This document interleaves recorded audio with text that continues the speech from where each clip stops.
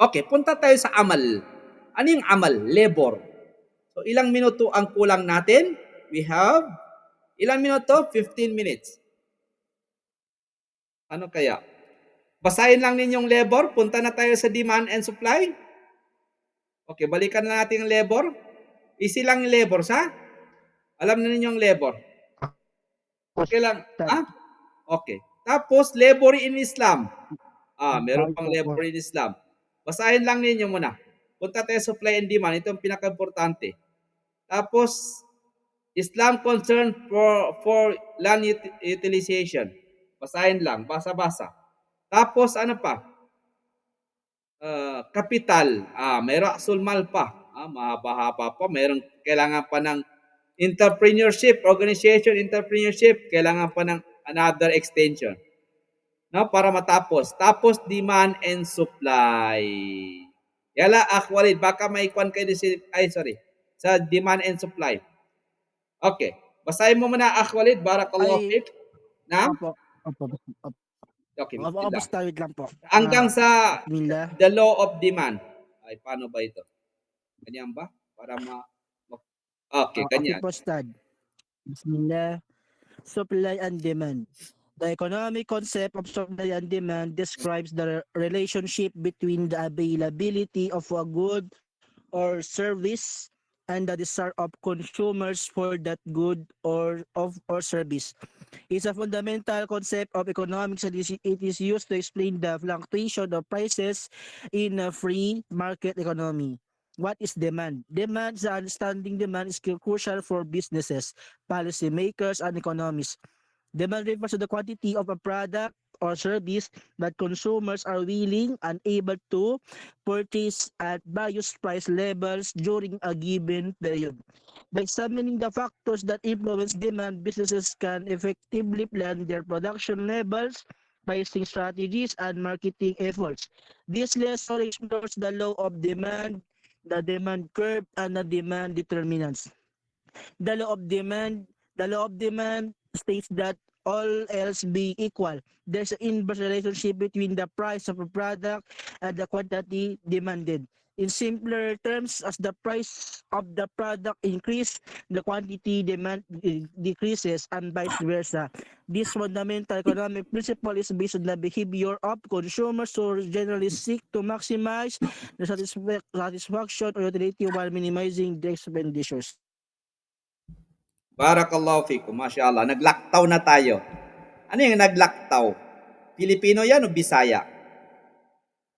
Maglaktaw na taday. Ha?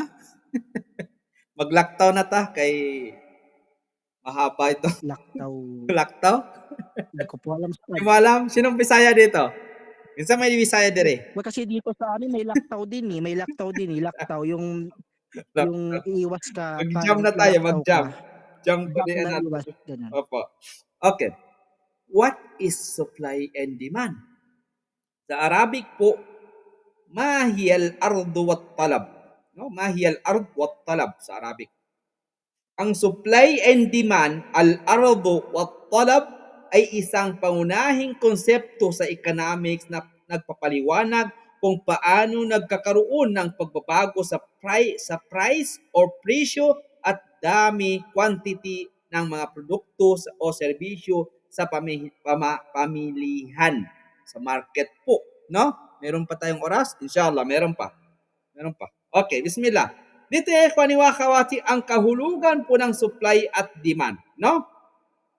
Ang talab, ang demand tumutukoy sa damit ng kagustuhan at kakayahan ng mga mamimili na bumili ng produkto sa iba't ibang antas ng presyo. At ang supply tumutukoy sa dami ng produkto o serbisyo na handang ipagbili ng mga producer sa iba't ibang antas ng presyo. Mamaya kukunin natin yung definition niya na whole. Ang ugnayan po ng dalawang ito ay ang bumubuo ng pamilihang mekanismo. Yan po yung sinasabi natin na market mechanism na siyang nagtatakda ng presyo at equilibrium, no? Yung equilibrium price at dami ng equilibrio o equilibrium. quantity. Napakahirap po. Okay, equilibrium quantity. Ang paliwanag po natin sa konsepto na ito, kung mataas ang demand, ngunit kakaunti ang supply, tumataas ang presyo. Makukuha natin mamaya yan.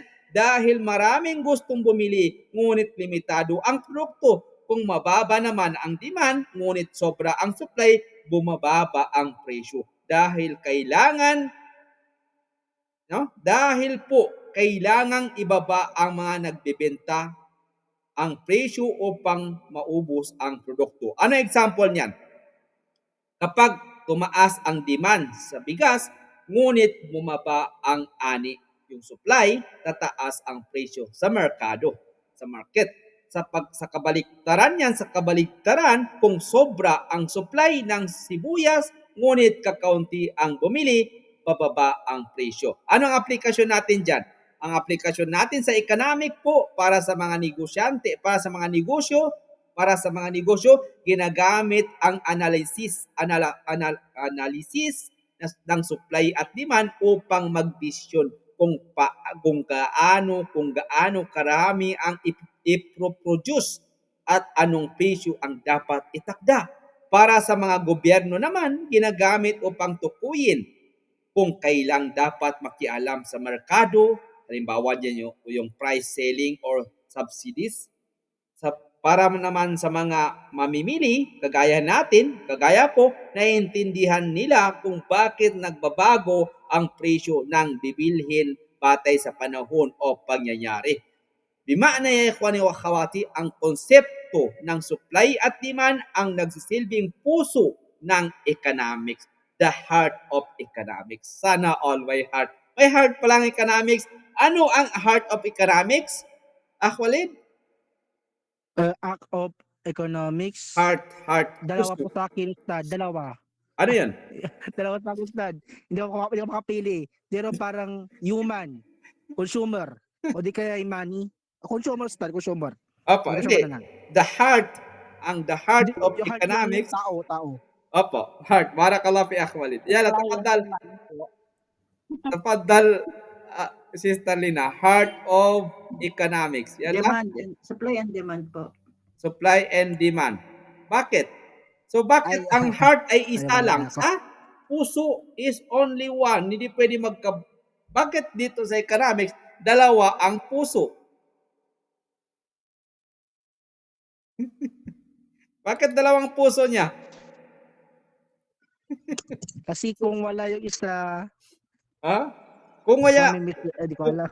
kung wala yung Wala. isa, magiging Hindi magka-function. hindi Hindi mag-function. magka-function. Partner po talaga. Partner talaga sila. Partner po talaga. Interconnected. Opo. Ito ay two in one. 2 in 1. Okay? Hindi po 3 in 1. Pwede din. Magiging 2 in 1. Pero pag 3 in 1, magiging equilibrium. Kunin natin equilibrium. Heart of economics. Tapada, Sister Lina? Taas ka ng kamay? Kanina po yan, Dok. Kanina pa. Okay. Ang konsepto po ng supply at demand ay ang nagsisilbing puso ng economics, the heart of economics. Ito ang nagpapaliwanag kung bakit may pagtaas at pagbaba ng presyo. Kung wala ang heart of economics, wala pong ekonomiya. Kung paano nagkakaroon ng kakulangan, shortage, no? Surplus, labis sa merkado, at kung paano nakakamit ang balancing ekonomiya, yung po yung market equilibrium sa pamamagitan ng natural na ugnayang ito, napapanatili ang kakayahan at bisa ng merkadong malaya. Ang ibig sabihin ay free market economy. So, understanding demand is crucial for businesses, no, policymakers and economists. Nakagaya ninyo, mashallah. Ang supply and demand, konsepto po ng supply and demand, the heart of economics. Ang supply and demand ay isa sa mga pinaka-fundamental na prinsipyo sa economics.